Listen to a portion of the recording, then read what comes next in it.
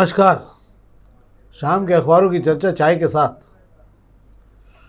खबरों में कुछ खबरें ऐसी हैं जिसकी जानकारी आप तक पहुंचाने के लिए हमारे प्रयास रहता है कि उसमें और क्या अपग्रेड बेहतर तरीके से हुआ वो भी आपको मिल जाए।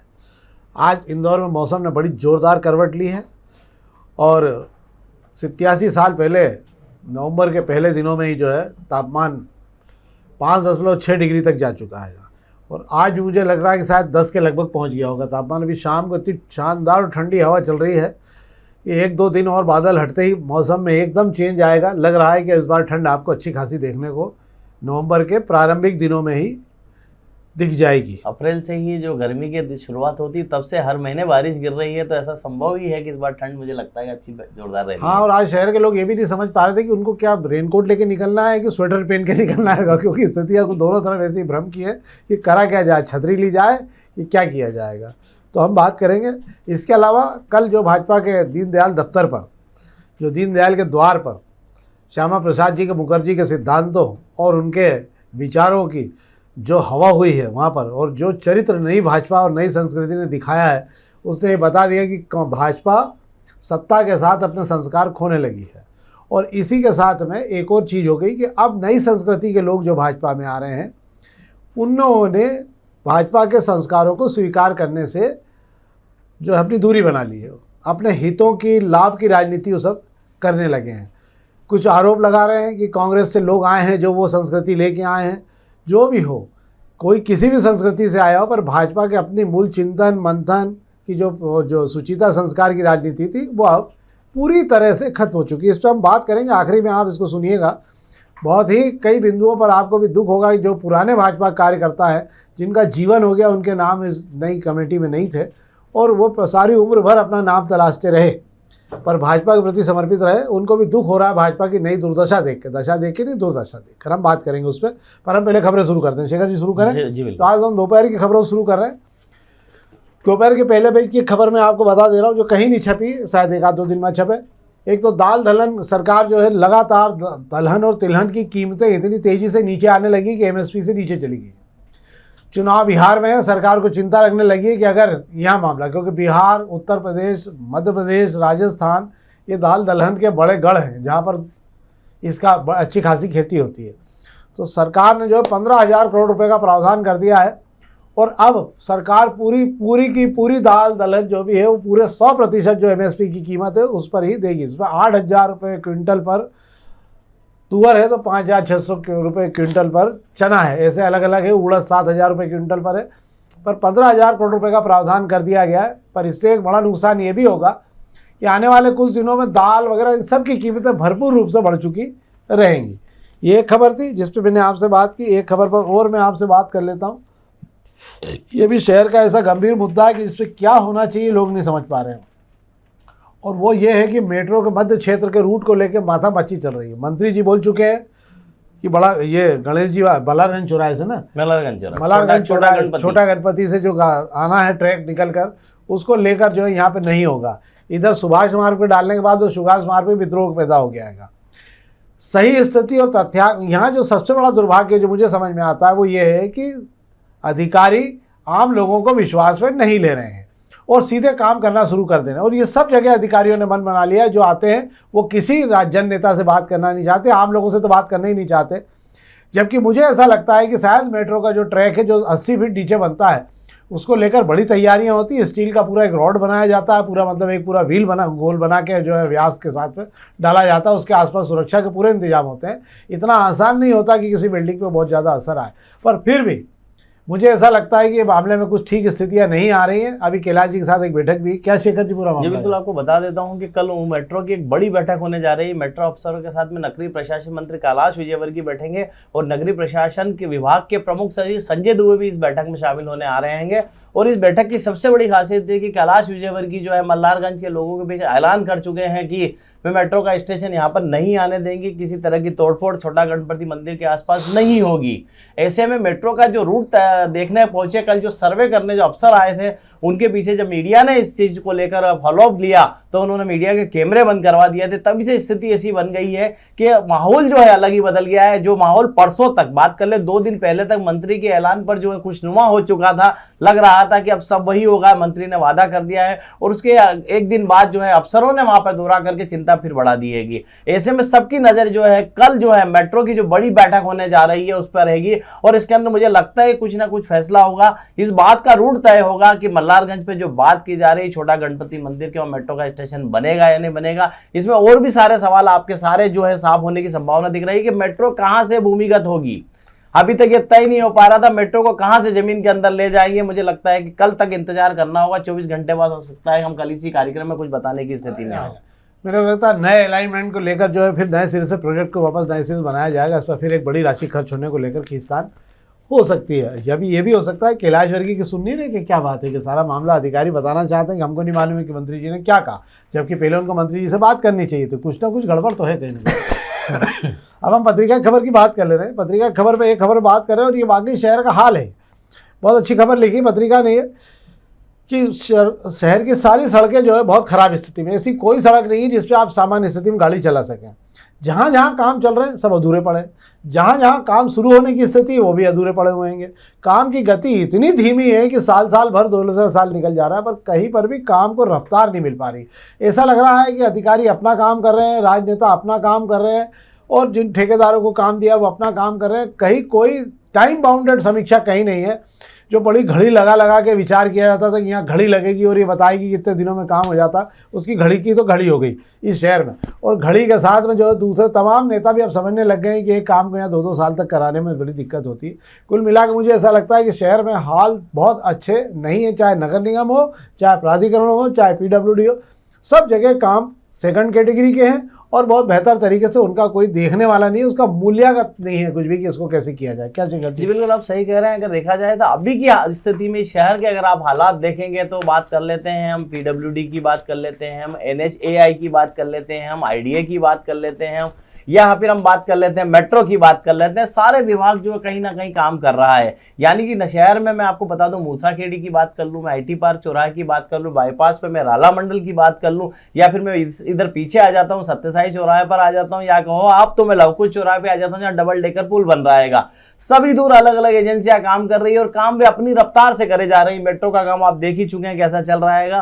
पर सबसे बड़ी परेशानी ये है कि इन पुल के काम से तो लोग परेशान हो ही रहे हैं, इनकी वजह से आसपास की जो सड़कें खराब हुई है उससे लोग ज्यादा परेशान होंगे और इसकी मरम्मत को लेकर सवाल उठ रहे हैं, परेशानी हो रही है। विभागों से जो है मदद नहीं मिल पा रही है। महापौर पुष्यमित्र भार्गव चिट्ठी लिख के परेशान हो चुके हैं। पिछले दिनों जो वार्ड 74 में हल्ला मचाता था, अफसरों के साथ में बैठ के जो तालमेल बिठाया गया था उसमें भी शहर के गड्ढे भरने को लेकर बात हुई है और कहा गया 1 महीने में शहर को राहत दे दो। दिवाली गड्ढों के अंदर निकल गई है कि बात वही हो रही है कि इंदौर के हाल बेहाल हो रहे हैं। इसको लेकर विभाग जो है मुझे लग रहा है दिलचस्पी नहीं ले रहे हैं या एक दूसरे से में तालमेल नहीं बैठा पा रहे हैं। इस वजह से शहर की यह हालत हो रही है।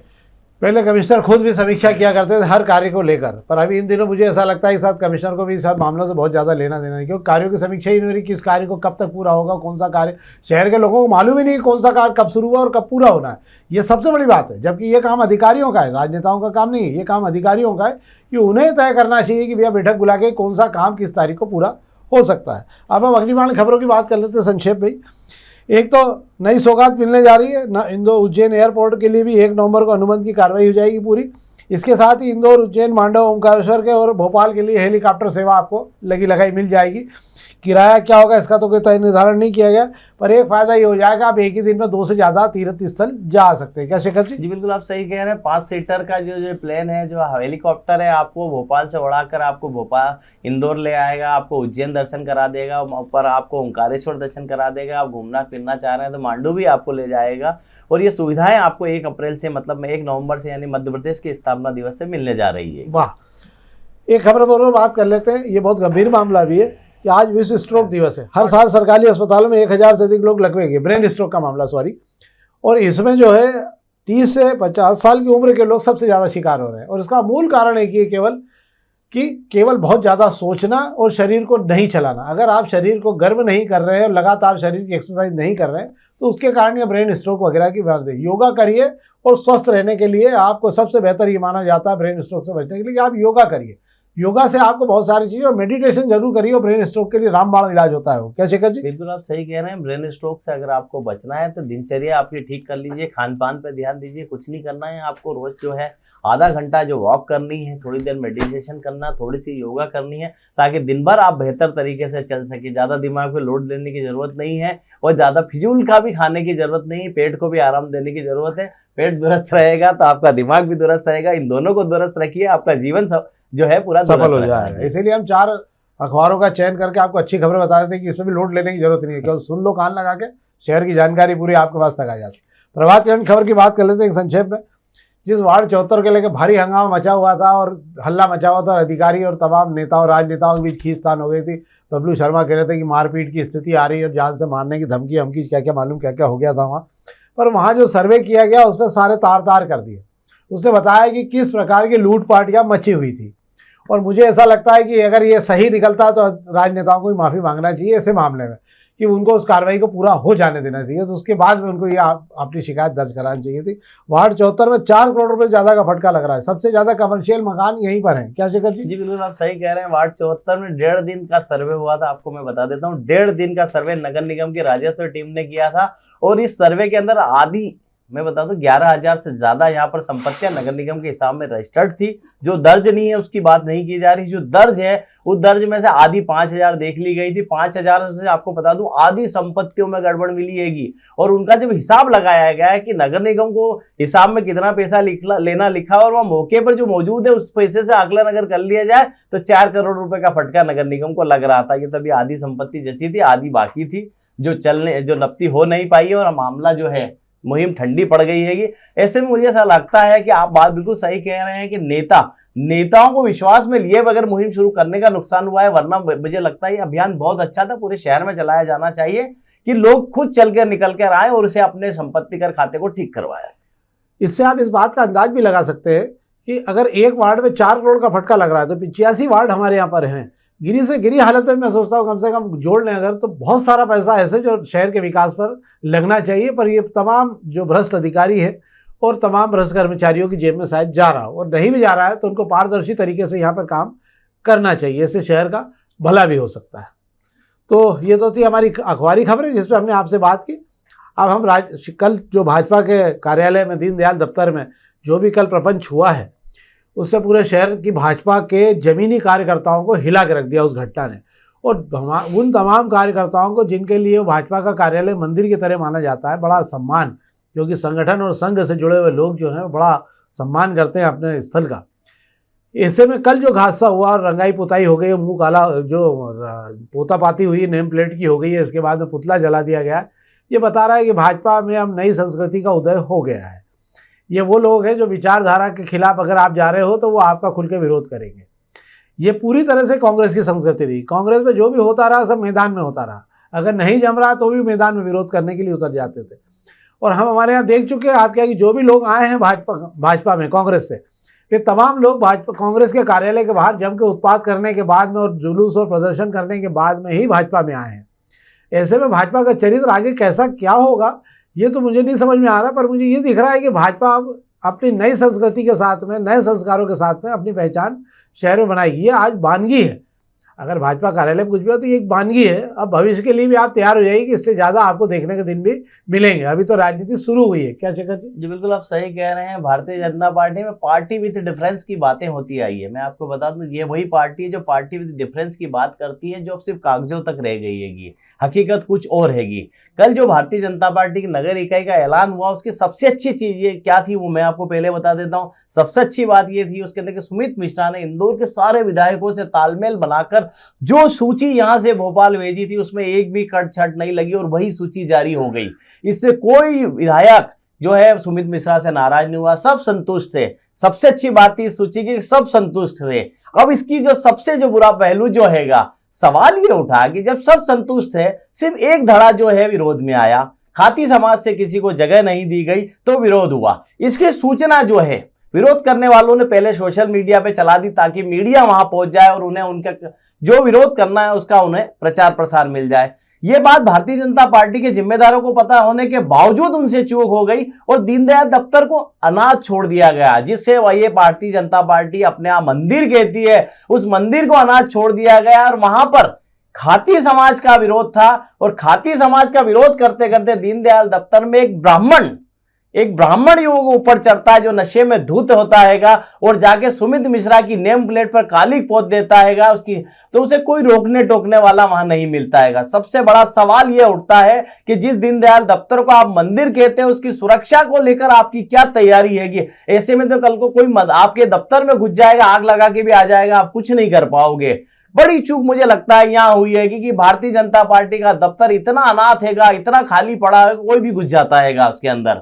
सवाल यही उठता है कि सुमित मिश्रा ने जहां एक और सबको समन्वय करके टीम बनाई, इस टीम का विरोध नहीं हुआ, जबकि माना जा रहा था टीम में जो 2 नाम लिए गए थे, दीप्ति आड़ा जिनकी पैराशूट से एंट्री कराई गई है, भारतीय जनता पार्टी का हिस्सा नहीं रही है। महिलाओं में खासा आक्रोश है, वो आक्रोश दब गया इस विवाद काली कांड की वजह से। दूसरा, स्वाति काशिद की अगर बात कर ली जाए, ये वही स्वाति काशिद है जिन्हें पिछली बार पार्षद का टिकट दे दिया गया था, लेकिन विरोध के चलते उनका टिकट वापस लेना पड़ा था और प्रदेश अध्यक्ष ने यह तक सफाई दी थी कि हमें इसकी खबर नहीं दी गई थी कि पीछे का बैकग्राउंड क्या हैगा। स्वाति काशिद को लेकर सवाल नहीं था, उनके पति को लेकर सवाल उठ रहा था। इस बार भी माना जा रहा था कि वे नगर की टीम में आई है तो कुछ दिन हल्ला जरूर मचेगा, पर दीनदयाल दफ्तर पे जो कालिक कांड हुआ, उस कालिक कांड ने इन्हें भी जीवन दान दे दिया और सारी चीजें वहीं दबी रह गई। अब बात करें कालिक कांड जो है जीतू जराती और नीलेश चौधरी के जिस समर्थक ने किया है, वो इतने नशे में धुत गया था, उसकी हिम्मत कैसे हो गई। आप समझने वाली बात है कि जब यहाँ कालिक कांड दीनदयाल दफ्तर पर हो रहा था, सुमित मिश्रा जो है एमजी रोड पर हरप्रीत बख्शी के जश्न में शामिल थे